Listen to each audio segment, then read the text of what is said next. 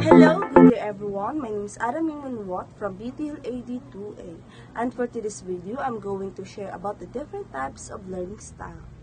So what are you waiting for? Let's go. Different learning style. What's your learning style? The background of Neil Fleming. Did you know that Neil Fleming is a creator of quantum model? Okay, this is the history. Fleming, born in 1939, is a teacher from New Zealand. He has taught in university, teacher education centers, and high school. Okay, did you know that before he working for 11 years in faculty development at Lincoln University, he was for 9 years a senior inspector for over 100 high school in the South Island of New Zealand. Oh my God. Next, the learning style. A learning style is the way that different students learn. A style of learning refers to an individual preferred way to absorb, process, comprehend, and retain information. Ward theory suggests that each kind has its own set of common characteristics and responds most effectively to particular method of teaching. To illustrate the theory, let's imagine that you are learning a new skills. For example, like learning how to use a new app. So what would you do first? For example, watch a video of someone else using it, and then second, listen to a friend explain how to use it, and then third, read instructions in a plain text, and then lastly, try to use it by yourself and figure out as you go.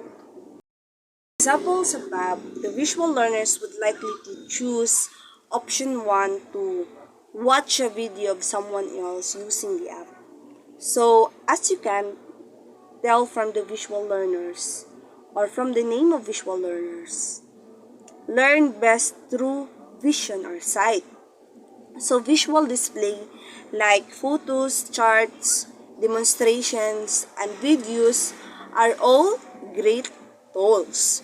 So for the visual learners or visual learner to use, to further illustrate students who favor in visual learning may prefer to learn the name of a new animal by looking at the pictures of it as opposed to reading a descriptions.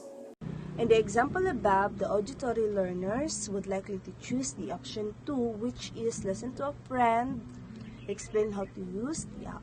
The auditory learners, also known as the oral learners, learn most effectively to listening the informations. Audio-based activities such as listening to lectures, music, ebooks, and podcasts would suit auditory learners when in the classroom or studying at home.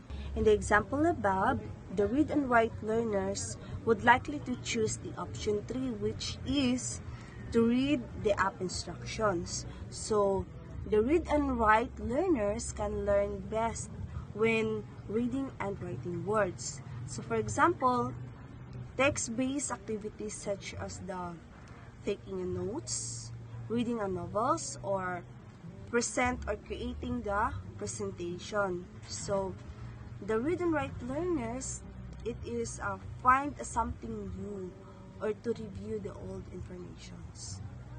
In the example above, the kinesthetic learners would choose the option 4, which is to try the app out for themselves and learn as they go. So did you know that kinesthetic learners, also known as the tactile learners? Take note of that. Okay? Kinesthetic learners must learn successfully by touching, feeling, and ultimately by doing.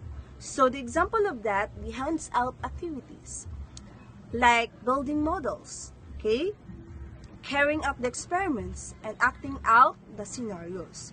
So I'm sure that many of us or many of you can confirm as a kinesthetic learners. The last kind of learner.